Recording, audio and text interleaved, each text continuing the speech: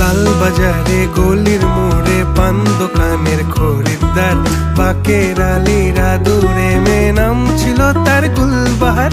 লাল বাজারে গলির মোড়ে পান দোকানের খরিদ্দার, বাকের আলীরা দূরে মেয়ে নাম ছিল তার গুলবাহার। নাম ছিল তার গুলবাহার, দেখতে ভারী চমৎকার, তুলনা যে হয় না তার হোসনে আরা গুলবাহার। বাকের আলীরা দূরে মেয়ে নাম ছিল তার